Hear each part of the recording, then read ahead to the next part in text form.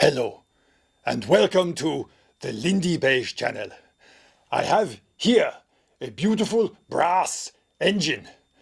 Let me show you its features. Here it is. It's called, well, according to Wikipedia, it's called a vacuum engine, but I was first introduced to these as flame eater engines, also flame licker, flame engine, flame dancer I saw. Bolton and Watt, they called theirs the spirit pipe, which is rather a different approach. But anyway, let's never mind about them for the moment. So what is it? Well, it's a type of engine, and this is the engine that could possibly have powered the Industrial Revolution, but didn't. Instead, the steam engine took over, and Watt was one of the people who developed the steam engine to be more efficient and more useful than these things. But they're still rather interesting. Essentially, what you have is a central chamber with a piston that can go in and out, and a heat source. And in this case, we have a fuel drum here with a wick on the front of it and a little plastic strip which is holding the stopper on. And you'll notice, perhaps, that the wick is perfectly pristine. I have never lit this wick, nor shall I until you are watching. I'm going to try to get this to work for the first time on camera. It'll be so much more genuine and possibly amusing. Anyway, so we have a source of heat here, and as the piston is drawn this way through the chamber, it draws in air and the flame, and it heats up the air inside the chamber, increasing the pressure. But then the door at the front closes, and as it closes, it traps that air in, and so the pressure builds up, it pushes the piston, but then you get a loss of pressure. So you've got increasing over atmospheric pressure, causing the piston to go one way, and then turning the flywheel, and then the flywheel has a bit of momentum to it, so it carries it round and the stroke starts going the other way. Then you have atmospheric pressure, if you can cool this down enough, pushing the piston back in again. So you should, all going well, get a cycle. Now, it's obviously important that this thing be cooled, because you can see that it has all these cooling fins, increasing its surface area greatly. And either side are these fans, or they will be fans once I've had a go at them with these pliers, because they came cut out of a flat brass sheet, and so they didn't actually fan anything at all, which leaves me with a decision to make. So, should I angle the fans such that they suck cooler air from around the machine onto the central chamber, cooling it down, or should I angle them such that they are sucking hot air away from the chamber? I've decided to do neither of these things, because I think that if they're fanning in opposite directions, they may be fighting each other a bit. So I'm going to have one sucking cooler air onto the engine and another one that's sucking hot air away from the engine, so they both blow in the same direction. Is that the right thing to do? I don't know. I'm making this up as I go along. Now, full disclosure, this was sent to me free, but nobody has paid me any money to say anything nice about it. I'm free to say some nice things about it. For instance, it's a very pleasing thing. I think it's rather pretty, and it's pleasingly solid and very precisely machined. So that's all good. It came, though, not as a kit. It was 90% constructed already, so I didn't get the fun of putting it together. So I missed that. I only had to put the last few bits together. It also came with this mock chimney. You see, if you screw this in there, now it looks more like a choo-choo train and a steam engine, but it's not a steam engine. I don't want to. No, it's not. So I don't use that. Now the flywheels here, very nicely machined, they drive the fans with these drive belts here. But these are not the original ones. The original ones perished almost immediately, and so I've replaced them with these, I hope, superior drive belts taken from a tape cassette recorder. Right, so at some point I'm going to have to give this a go. Am I ready? Are you? Bendy bend. The fuel I'm using is 99.9% pure IP alcohol, and the reservoir conveniently takes exactly one syringe full. Oh no, slightly less. Right then, the moment of truth. Will it go?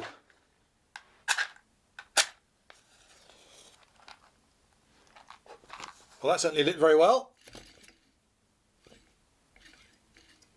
Drat. Okay, almost immediately the rod has come askew on treadle. Right, okay, go. Oh, there was one. I felt there was a There was a piston action there. Come on. Yeah, that last one, you made a funny different book noise. This rod really could do with being 1/4 of an inch longer.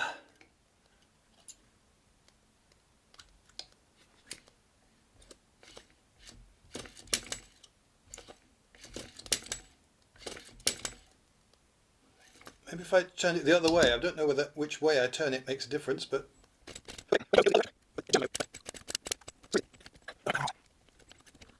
Oh, hang on, this flywheel is now moving independently.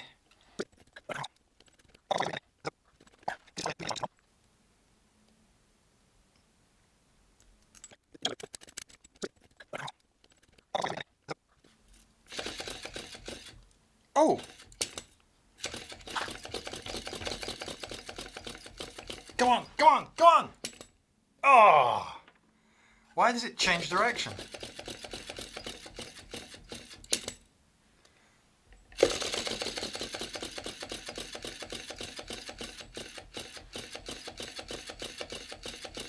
Oh, it's self-sustaining. Yes. For a moment there, that was not the initial spin I gave it. That was its own.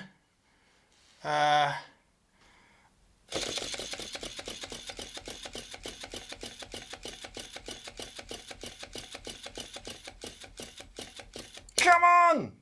And then it violently changes direction. It, for some reason, really doesn't want to spin that way.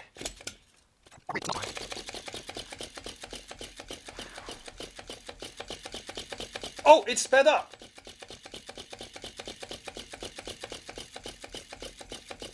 Come on!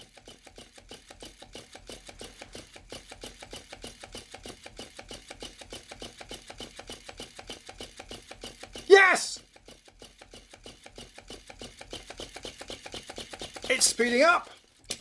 Oh, I made the flame flicker with my breath, and that.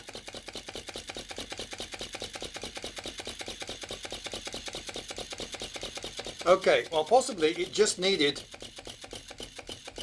a bit of heating up. This fan belt here has come away. So why didn't this sort of engine power the Industrial Revolution? Well, it could have done, and in the very early days it sort of did. Boulton and Watt of Birmingham powered their factory with some of these. They called them spirit pipes for some reason. Anyway, but Watt developed far more efficient steam engines, and it was the steam engine that triumphed and eventually became the engine of the Industrial Revolution. If you want to move a really big train, and it's a freight train with loads of carriages and they're all filled to the brim with really heavy coal, then you want a big, powerful engine, so you're going to have to make it fairly big, which means it's quite heavy, but that's okay if you're on rails. But as you scale one of these up, it becomes less and less efficient. You're dealing with much lower contrast of heat and cold, and you have a constant cooling problem, and air is just not very dense, particularly because it's a vacuum. Very low density air. Steam is much more dense, and you can have really high pressure, loads of it, and you get much more power out of a steam engine. And so it was that powered the Industrial Revolution. But you'll notice that it didn't power the aircraft of the world. Where are the steam-powered aircraft? Eh? You don't see them, do they? Even enthusiasts today don't go into a steam-powered aircraft, because the power-to-weight ratio of a steam engine just really doesn't do it. Although the world's first powered flight that happened in Somerset, our man, John Stringfellow, yes, in 1848, whilst the Europeans were all busy having revolutions and so forth, he had the world's first powered flight, although it didn't carry a pilot. There was no man on board. It only had about a 10-foot wingspan, and the actual powered, straight, level, in control, stable, proper flight was only about 30 yards. But he showed that it was possible, and it was another first for Britain. It wasn't until 1933 that the Besler brothers, operating in Iowa, USA, came up with a steam-powered aircraft that did actually carry a person, a pilot, so you could use it conceivably as a form of transport for moving a person from one place to another. But those two places had to be fairly close to each other because steam engines need an awful lot of fuel. You've got to have the water and so forth. And yeah, they're just not as efficient as diesel and petrol engines. So yes, it was other engines that powered aircraft. The Besler brothers' aircraft was very quiet, though, apparently, and their engine could be reversed mid-flight. Ha! Try doing that with a petrol engine. There was another inefficiency, though, of the flame eater engine. You see, whilst the flame is burning and being sucked into this central chamber here, it's powering the engine, it's doing work. But when the door shuts, the flame isn't being sucked in, it's just burning, heating up, nothing useful. So an awful lot of the heat from the fuel isn't actually being used to power the engine. And a lot of what determines the efficiency of an engine is your energy source, your fuel, to work done, to, useful movement. So they're never going to be very efficient. So you can see quite clearly how most of the heat from the flame is not heating up the machine. It's not doing work. This has come off again. And this has come out of alignment again. I will tighten it again. I'm not sure if this tightening is doing anything at all. I'm also not convinced that these fans are really doing much.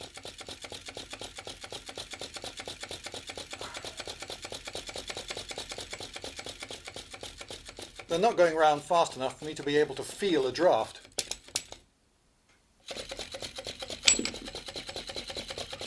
Okay. That was definitely too loose there. What is causing that? Right, this fell off completely, and I can see that the screw that I'd been tightening over and over again held it really well onto this axle, but that wasn't the problem. It was that the other end of the axle wasn't attached very firmly to the cam. So there are grub screws, can you see them, in the cam, and so perhaps tightening them will do the trick. Ah, yeah, that feels loose.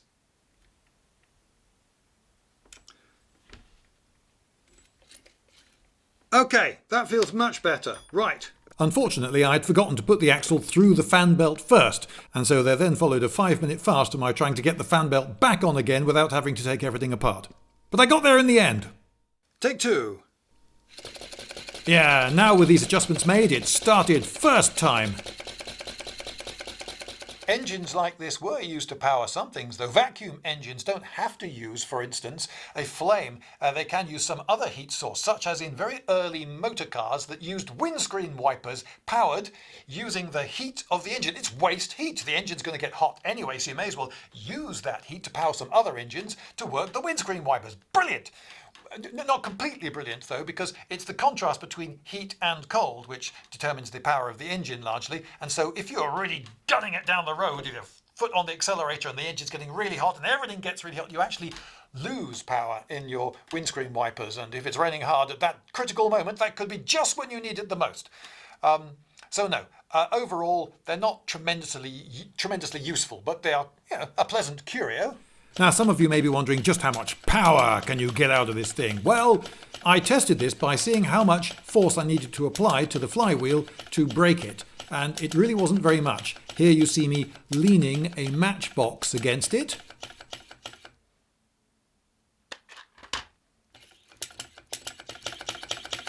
And here you see another familiar item, half a roll of masking tape, which was also enough to bring it to a halt. I have heard of player pianos being powered by engines like this, and that makes sense because, well, it's important that a piano's engine be quiet because you're trying to make music, and these can be very quiet. And pianos are very heavy, aren't they? And they're not going anywhere. So if it's a bit heavy and every bit is stationary, that doesn't matter in the slightest. So yes, it's suitable for powering player pianos. More science now. I have here a mister. It will emit a very fine cold water spray, and this will, I hope, visually test the efficacy of the fans and perhaps will serve to cool the central chamber and perhaps accelerate the engine and make it more efficient or something. I don't know. Let's do the science.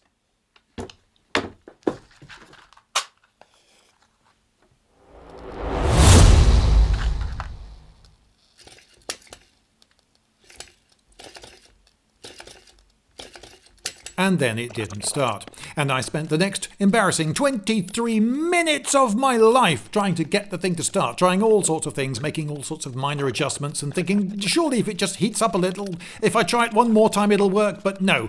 But I did get rather sidetracked because I kept noticing this strange phenomenon where I would start it, it would come to a halt and then violently change direction and make it sort of a pop noise right at the end, like this.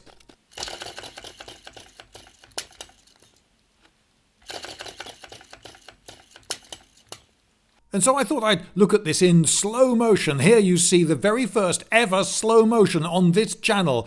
And oh my goodness, I needed a lot of light. So much light. Every single light in my studio at full brightness. And sorry about the slight strobing. I think I've come up with an explanation. I think what happens is that when this is heating up, and so the piston is being pushed out of the chamber, but it hasn't got enough energy. The thing's coming to a halt. There's not enough energy in the flywheel. It's a failed attempt to start. There's not enough heat in the cylinder. So it doesn't get enough push to carry the cams all the way over. And then the gas in here cools down, and then suddenly you've got atmospheric pressure pushing the other way. But at this point, the gate, the hole is at the end of the chamber is closed. So when suddenly you get a push that way, I think what happens is the increased pressure flattens the gate, the thin metal gate, against the hole, sealing it quite violently. And then as the piston carries on, it builds up pressure. And at this point in the cycle, this gate is just about to open. So I think it opens then with a sudden pop. And that's why I think you get the funny popping noise, and that's why I think you get the reversal in direction. But this then has made me think about timing, because the timing of the entire system all depends on the eccentric cam. So to the left of these cams on the crankshaft, there is an eccentric cam which moves a lever up and down here. This lever here that's on a spring. And that in turn twists an axle further down that has a rod on it. This slow motion angle shows the eccentric cam moving the bluish lever up and down, top left, and the rod, bottom right, moving the gate up and down. You can also see how the entire flame is sucked into the chamber, disappearing for an instant completely. And this brings me to the question of where is the power stroke in this? Is there one power stroke or two? I suspect that there are two, but that one is considerably more powerful than the other. Perhaps I should explain. Right, in an internal combustion engine, such as you might have in your petrol car, as the cylinder head comes down and compresses the ignitable gas mixture, there's boom, an explosion inside the piston, and the piston head is wah! Is forced up by the power of that explosion, and it's on a camshaft which causes it to cycle round, but still using the energy from that explosion, which then causes the next compression, and all the power that's moving the piston head comes from these explosions. So there's one power stroke, and the other stroke, the downward stroke, is not actually powered. Now, it could be, as I described earlier, that the main power stroke comes from when the flame is sucked into this chamber and you have lots of high pressure, hot gas inside this chamber, pushing the cylinder head, the piston head that way. But maybe that's not actually the main power stroke. In fact, that might not even be a power stroke.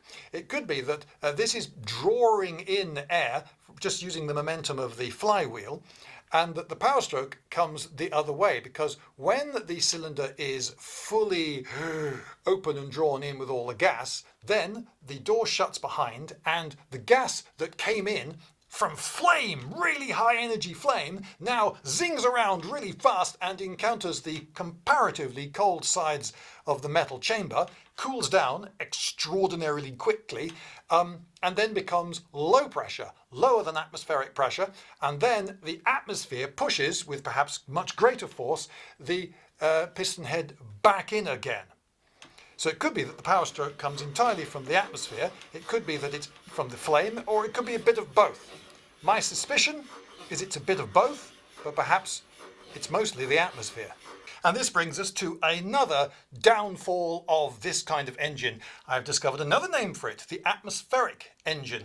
Now, if we have the main power stroke pushing in, that's atmospheric pressure. In fact, it's not even complete atmospheric pressure because it's not a total vacuum in here. So it's atmospheric minus however much pressure there is inside the chamber.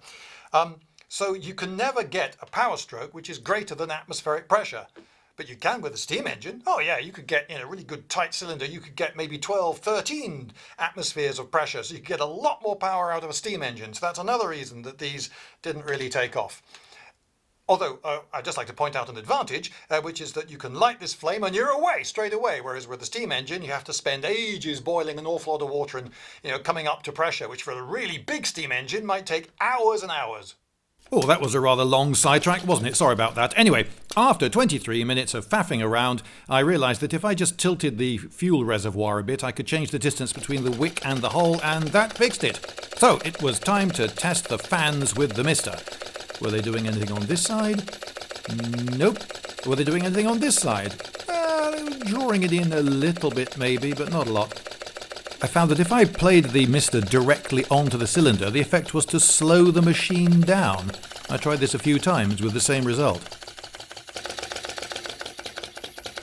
So it seems that cooling really isn't a problem. Well, there's a quick enough way to test if the fans are doing anything. I got it going again and then disconnected the fans. And it kept going for quite some while after that, so no, it seems that the fans are decorative. It's a nice decoration, but they're really not needed. Now, how much should I trust the makers of this engine? The timing of this whole system all relies on this eccentric cam here, which opens and shuts the gate. Have they in fact put it at the absolute optimum? It's possible that they haven't. I could do some science. Can I be bothered to do some science? Yes, I'm going to do science! Here's the crankshaft and I'm going to rotate it so that the piston is all the way in. Okay, it's fully in, and as you can see the hole at the front is open. Now when it's in operation it rotates this way, 90 degrees, and you can still see that the hole is fully open and the hole is only starting to close now. So it's only fully closed when I've almost completely pulled the piston out of the chamber. So if there's any power stroke to be done with the hot gases in the chamber pushing out, then they only push at the very last moment.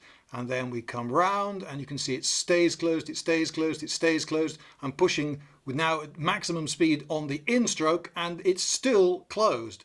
Only near the end of that stroke does it open to let the gas out whoosh, in a bit of a sudden puff. And now it's staying open, and that's the cycle. So is that the perfect timing? It could be that if I altered the angle so that more of the hot gas inside can push outwards, I might get more of a power stroke, if there is one, on the outstroke. Well, let's try it. In this first experiment, I've changed it so that the gate will close a fair bit earlier on the outstroke. Oh, now that was weird. It went the other way. It actually rotated the other way.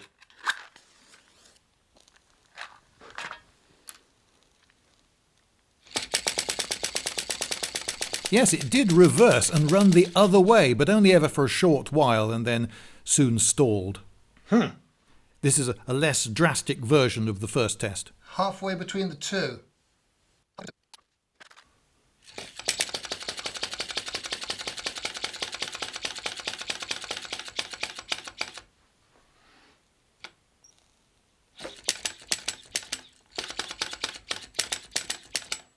Do you see the way it bounced back and forwards there? Oh, that's neither. There are competing forces pushing it in both directions. Back and forth and back and forth. Okay. Now the gate is shutting after the whole of the outstroke. Now I've gone the other way. Oh, nothing. No, I'm not even going to try to start this. That's just... It's dead. I've now moved it radically out of alignment by 180 degrees.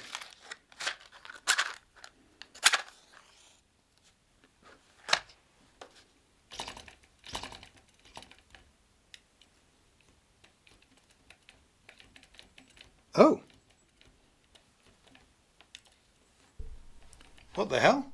With this timing, when the gate was closed, the wheels didn't turn. They met sudden, strong resistance in both directions. Why should this be? Well, perhaps we should leave some things mysterious. Is that a cop-out? Yes. Well, I haven't wrecked it. It still works fine. This stopper, by the way, is rubbish. It could easily fall out. Doesn't do a lot. And these feet could do with little rubber bottoms on because they'll scratch your table otherwise. It's still a pleasing thing though, I like it. And it makes a nice comical friendly noise.